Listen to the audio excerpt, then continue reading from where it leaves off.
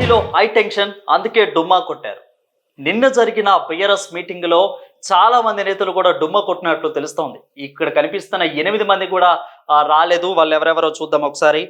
MLA Madhavaram Krishnarao, Arikepudi Gandhi, KP Vivekananda Reddy, అదేవిధంగా మర్రి రాజశేఖర రెడ్డి, బండారి లక్ష్మారెడ్డి, కాలేరు వెంకటేష్, గూడెం మణిపాల్ రెడ్డి, అదేవిధంగా సబితా ఇంద్రారెడ్డి వీళ్ళెవ్వరూ కూడా నిన్న మీటింగ్ తెలంగాణ భవన్లో శుక్రవారం నిర్వహించిన గ్రేటర్ పరిధిలో ఈ సమావేశానికి కార్పొరేటర్లు, ఎమ్మెల్యేలు కూడా డుమ్మా కొట్టినట్లు తెలుస్తోంది.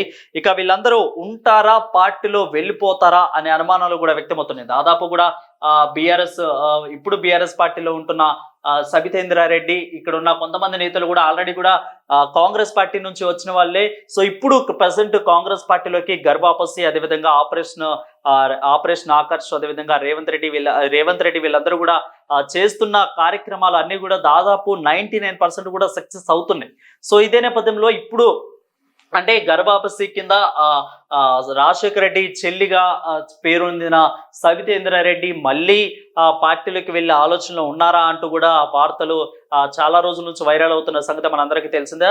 ఆమె కూడా విశ్లేషించుకున్నారు, నేనైతే వెళ్ళట్లేదు, బీఆర్ఎస్ పార్టీలో నాకు సముచితమైన స్థానం కల్పించారు కేసీఆర్, సో నేను వెళ్ళను అంటూ కూడా చెప్పారు. సో మరి మీటింగ్కి ఎందుకు రాలేదు? సో సబితేంద్రారెడ్డి తరపున వేరే వాళ్ళు వచ్చారు. సో మిగిలిన పార్టీలో ఉన్న తలసాని శ్రీనివాస్ యాదవ్ వీళ్ళందరూ కూడా చాలా మంది నేతలు రాలేదు.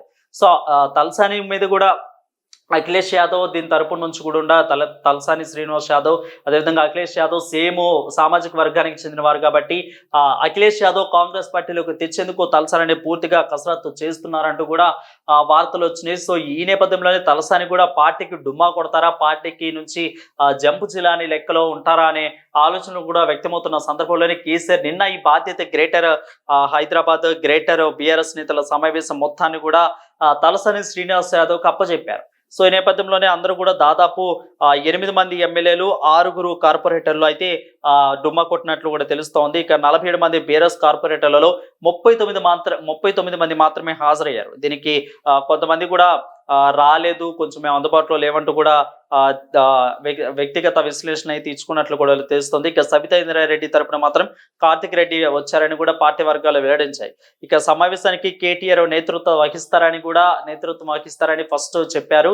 ఆ తర్వాత సీన్ కట్ చేస్తే నిన్న మనం చెప్పుకున్నట్లు కూడా ఇటు కేటీఆర్ కానీ హరీష్ రావు కానీ ఇక్కడికి వెళ్ళి ఢిల్లీలో కనిపించారు. ఎందుకంటే కవితక్క మొన్న జగిత్యాల జరిగిన మీటింగ్ లో కవితక్క మళ్ళీ వస్తుంది, మీ జగిత్యాలలో తిరుగుతుంది కవితక్క అంటూ ఏమైతే హాట్ కామెంట్స్ కేటీఆర్ చేస్తారో ఈ నేపథ్యంలోనే కేటీఆర్ కానీ హరీష్ రావు కానీ అటు ఢిల్లీలో కనిపించారు. ఇక పక్క చూస్తే ఈ బాధ్యతలన్నీ కూడా తలసాని శ్రీనివాస్ యాదవ్కి కేసీఆర్ అప్పగించారు.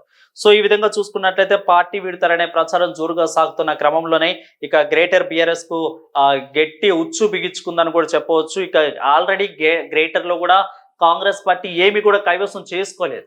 సో ఈ నేపథ్యంలోనే ఇప్పుడు అంతా రాష్ట్రం మొత్తం కూడా తమ ఆధీనంలోకి తెచ్చుకున్న కాంగ్రెస్ పార్టీ ఇప్పుడు గ్రేటర్ పరిధిలో ఒక్క ఎమ్మెల్యేని కూడా గెలుచుకోలేకపోయిందనే వార్తలు కూడా ఉన్నాయి. ఎందుకంటే గ్రేటర్ మొత్తాన్ని కూడా దాదాపు కూడా గ్రేటర్ హైదరాబాద్ మొత్తాన్ని కూడా కేసీఆర్ ఏ విధంగా డెవలప్ చేశారో అందరికీ తెలిసింది. అందుకే గ్రేటర్ మొత్తం కూడా బీఆర్ఎస్ పార్టీ కైవసం చేసుకుంది. ఇదే నేపథ్యంలో ఇప్పుడు రేవంత్ రెడ్డి కానీ మిగిలిన కాంగ్రెస్ వర్గాలందరూ కూడా ఇటు గ్రేటర్ మీద దృష్టి పెట్టి ఇప్పుడు గ్రేటర్ లో ఉన్న మేయర్ని కానీ మాజీ మేయర్ని కానీ మిగిలిన అందరిని కూడా లాక్కునే పనిలో ఉన్నారు. సో విజయలక్ష్మి కూడా దాదాపు వెళ్ళిపోయారు కాంగ్రెస్ పార్టీలోకి.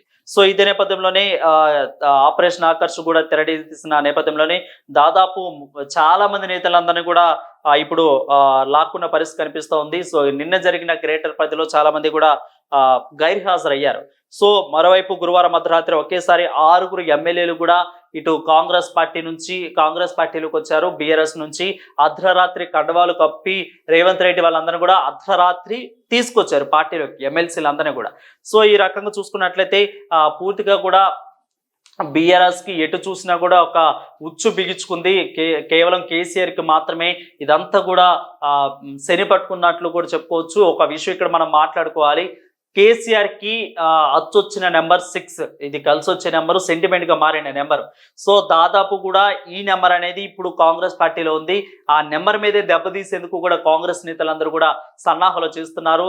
ఆల్రెడీ కూడా సక్సెస్ అయ్యారని చెప్పవచ్చు. దాదాపు గెలిచిన 6 ఎమ్మెల్యేలను అయితే లాక్కున్నారు. అదేవిధంగా 6 ఎమ్మెల్సీని మొన్న రాత్రి అయితే వీళ్ళందరూ కూడా ఎమ్మెల్సీలు అందరూ కూడా అర్ధరాత్రి రేవంత్ రెడ్డి కడవలు కప్పేసి అటు కాంగ్రెస్ పార్టీలోకి తీసుకెళ్లారు. సో 6 అనేది చాలా సెంటిమెంట్ గా ఉన్న నేపథ్యంలో నేపథ్యంలో ఇప్పుడు కేసీఆర్ కి ఇప్పుడు ఏం చేయాలో పూర్తిగా ఆ, త- తలుచుకునే పరిస్థితి కనిపిస్తా ఉంది. సో కేసీఆర్ కూడా పూర్తిగా అయోమయంలో ఉన్నారు. ఒక పక్క చూస్తే 6 ఎమ్మెల్యేలు వెళ్ళిపోయారు, 6 ఎమ్మెల్సీలు వెళ్ళిపోయారు, ఇక పార్టీ కార్యకర్తలు కూడా చాలా మంది వెళ్ళిపోయారు. సో ఫస్ట్ గ్రేడర్ వాళ్ళందరూ కూడా వెళ్ళిపోయారు. ఇక సెకండ్ గ్రేడర్ వాళ్ళని కూడా పట్టుకొని వాళ్ళని పార్టీ మందే, తర్వాత వచ్చే ఫ్యూచర్ మందే అంటూ కూడా కేసీఆర్ వ్యూహాలు రచిస్తున్నట్లు కూడా మనందరికీ తెలుస్తా ఉంది. సో దాదాపు కూడా వీళ్ళందరూ కూడా డుమ్మా కొట్టారు. సో వీళ్ళలో ఎంతమంది వెళ్తారు పార్టీలోకి అనేది కూడా ఇప్పుడు మనకి స్పష్టంగా తెలియాల్సింది. దాదాపు 8 మందిలో కూడా సబితేంద్రారెడ్డి గారి మిగిలిన చాలా మంది కూడా కాంగ్రెస్ పార్టీ నుంచి వచ్చిన వారే. మరి ఇప్పుడు గైర్హాజరు అవ్వటం, సబితేంద్రారెడ్డి గైర్హాజరు అవ్వటం వెనుక ఏంటి అనే ఒక ఆలోచన అయితే ఉంది. సబితేంద్రారెడ్డి తరపున వేరే వాళ్ళని అయితే పంపించారు, బట్ సబితేంద్రారెడ్డి రాలేదు. సో ఈ బాధ్యతలు మొత్తం కూడా తలసాని శ్రీనివాస్ యాదవ్కి అప్పచెప్పారు. కేటీఆర్ అక్కడ ఉన్న నేపథ్యంలో, ఢిల్లీలో దర్శనమైన నేపథ్యంలో ఇప్పుడు తలసానికి అప్పగించారు. సో మిగిలిన గ్రేటర్ కార్పొరేట్ చాలా మంది 46 మంది ఉంటే 39 మంది హాజరయ్యారు, 47 మంది ఉంటే చాలా మంది కూడా హాజరు కాలేదు. ఇక ఎమ్మెల్యేలు కూడా దాదాపు 8 మంది హాజరు కాలేదు. సో దీని వెనుక ఏమిటి అనే మతలబు కూడా నడుస్తుంది. కేసీఆర్ కూడా ఇంకా కూడా పార్టీ మారుతారు అనే భయం, పార్టీ మారుతారు అనే భయం వీడిపోలేదు. ఇక దాదాపు కూడా ఆ పార్టీ ఖాళీ అయ్యే పరిస్థితికి వచ్చినా కానీ కేసీఆర్ మళ్ళీ సెకండ్ కేటర్ను కూడా డెవలప్ చేస్తున్నట్లు కూడా మనందరికీ స్పష్టంగా తెలుస్తా ఉంది. Stay with us.